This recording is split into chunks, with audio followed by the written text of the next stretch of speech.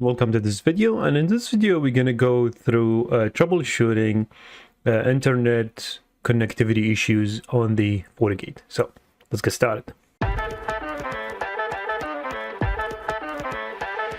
Alright, so if you have a FortiGate and you don't have internet connection on your FortiGate, you went to the CLI, you pinged to the internet, or a user behind the firewall doesn't have internet connection, there's multiple things you can check that will go in this video.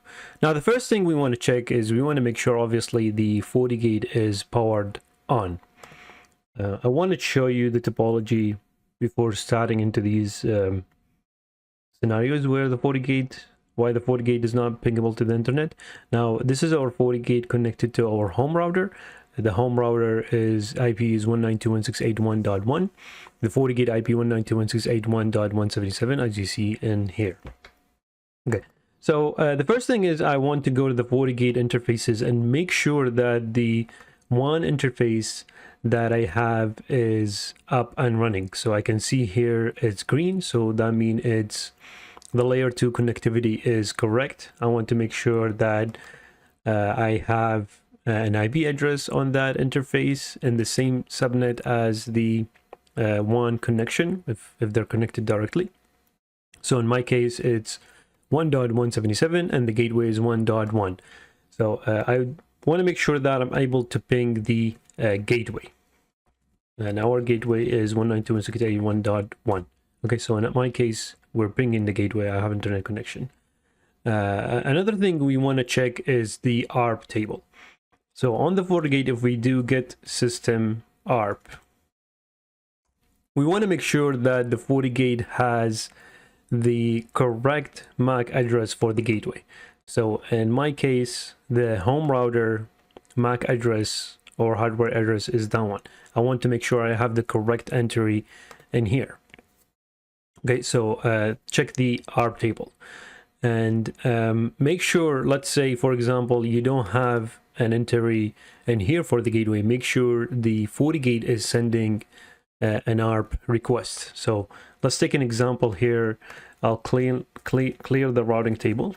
So diagnose Sniffer packet any port 1, and I'll do ARP. Sorry, it's not any. Diagnose Sniffer packet port 1, and then the protocol is ARP and 401. So if, for example, I clear the routing table, I clear the ARP table, execute clear ARP system ARP table. Now, if I do get system ARP, see, I have the ARP table for the gateway in here. So I wanted to make sure that the FortiGate has, an ARP request and a reply. And the way we check that the FortiGate is replying to that ARP is by running Sniffer on that one port. Okay, so there should be the FortiGate reply in here with its so ARP reply 192.168, and the FortiGate ARP request to 1.1, and there's an ARP reply from 1.1 in here. It ends with 44. And this is the same MAC address. Okay, so the FortiGate sent an ARP request, and then I got an ARP reply from the home router. Now, in some scenarios, if you don't have internet, there might be issues with, the ARP request and reply. So it's good to double check that the ARP entry is there and the correct MAC address is in the ARP entry for the gateway. Now, another thing we want to check for is sometimes the providers do some MAC address filtering. So they only allow a certain MAC address from the user side or the customer side. In our case, for example, the FortiGate, they only allow a specific MAC WAN address, So in that case, you could always change your MAC address. In my case, it's a VMware environment. So config system interface, edit the port number. In my case, it's port 1, and I could do set MAC address and change the MAC address to the new MAC address that the ISP has filtered for. Or you could ask them to filter the MAC address based on your port 1 interface or WAN interface MAC address. You don't need to change your MAC address. Okay. Now, another thing you want to make sure if you don't have an internet connection is you have a route to the a default route, whether it's, in my case, it's a static route. So if we do get router info routing table details, there is a static route in here configured properly and is pointing to the gateway that we have. Now, sometimes if there is, you don't see any routing table in here that's default route, you could also check get router info routing table database. So I have another default route that's dummy, and as you can see, it's not active in the routing table. It is in the database. So sometimes it's good to run that database, get router info routing table database, to see, you know, what is the inactive route. Maybe you have the route configured, but it's not correct, or it's not pointing to the right gateway, whatever it is. So in my example, this route is pointing to the incorrect gateway. So you'd want to check the database entry, okay? Or you could check it from the GUI here that you have a proper routing in here. So this is dummy route, I don't need it, I'll delete it.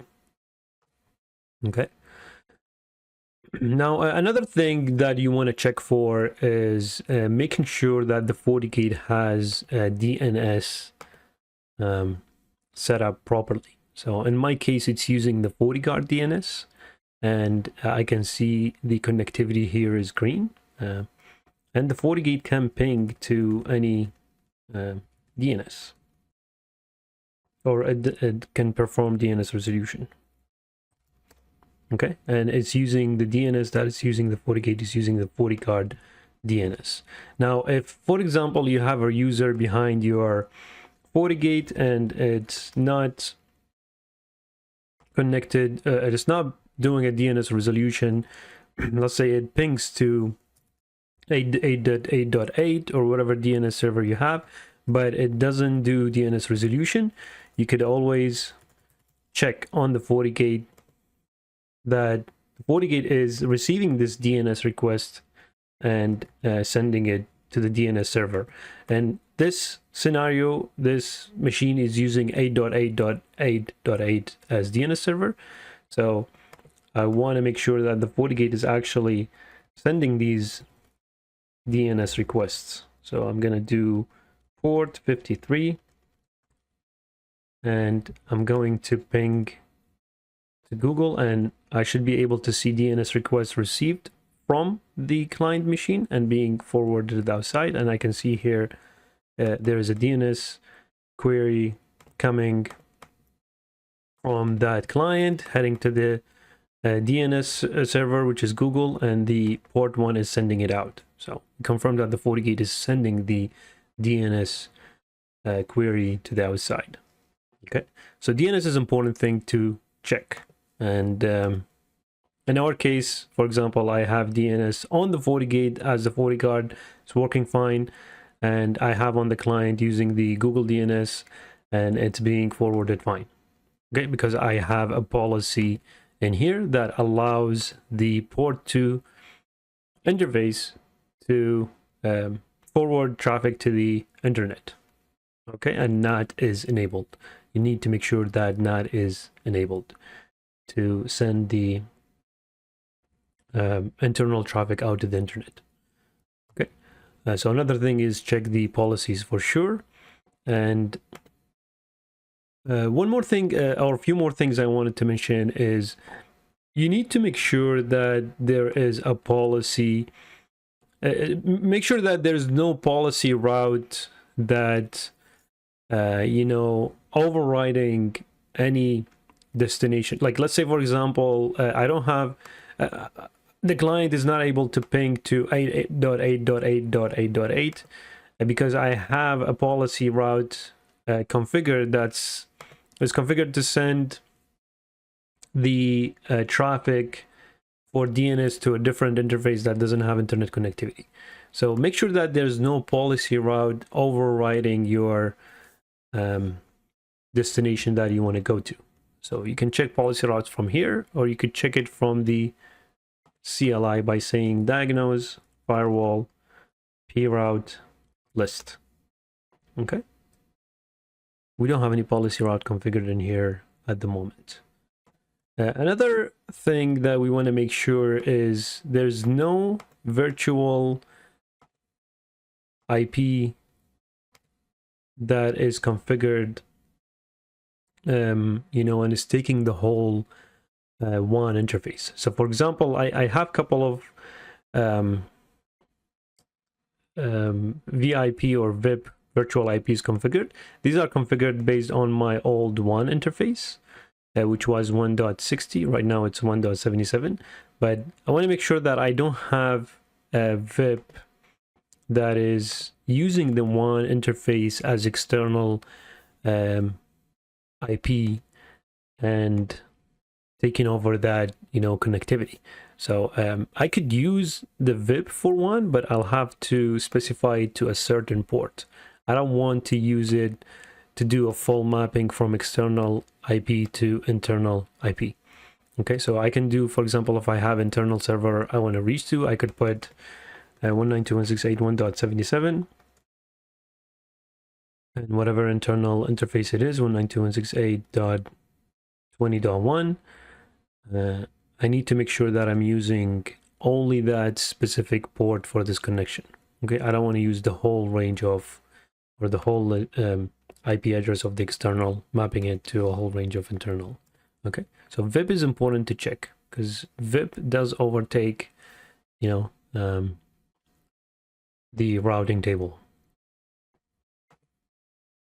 Now, another thing we want to check for is the connect. If for example, I have some internet connectivity issue on the FortiGate, is if there's a switch between, so let's say for example in this topology I have a switch between my FortiGate and my home or my internet router. If there's a switch in there, we need to make sure that this switch has the correct FortiGate WAN Interface MAC address and the correct internet router MAC address. Okay. Also, a quick way to eliminate that the switch in between has issues is to directly connect the firewall to the internet connection. Okay, to eliminate that the possibility of the internet issues is because of the switch, or you can run a sniffer on the switch to make sure the traffic between the firewall and the internet is going through and there's nothing stopping it. Okay, now in terms of if the user have issues reaching to the internet behind, and it's behind the FortiGate, you could always run a sniffer. So for example, let's say I can't ping to 8.8.8.8 from here. I'll go to the FortiGate and run a sniffer.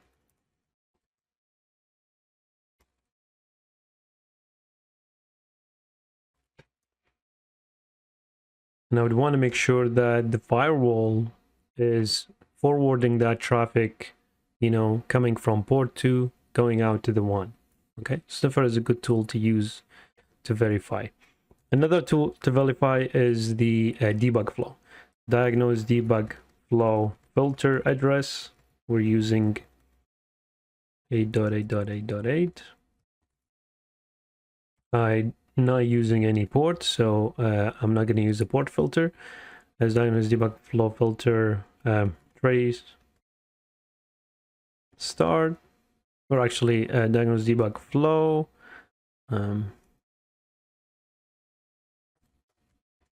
20, yeah, trace start 20, and diagnose debug enable. So 20 is meaning 20 packets in the output, or 20 output line.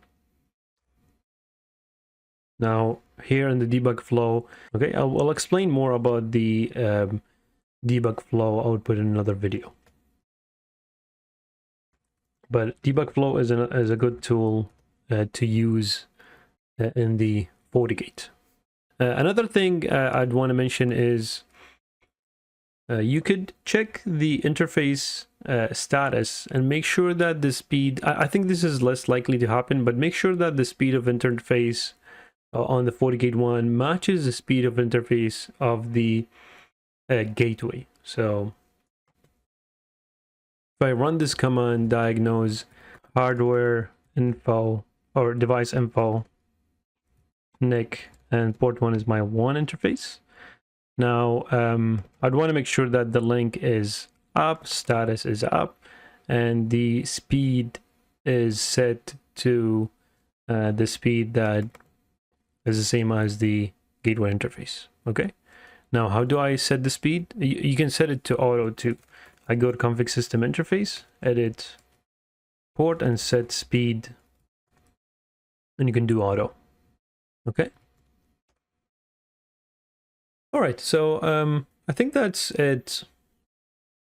There might be another reasons that I did not specifically mention in this video, but these are things that could help you with the initial troubleshooting for why you don't have internet connectivity on the FortiGate. So I hope you guys enjoyed this video and stay tuned for future video. Thank you.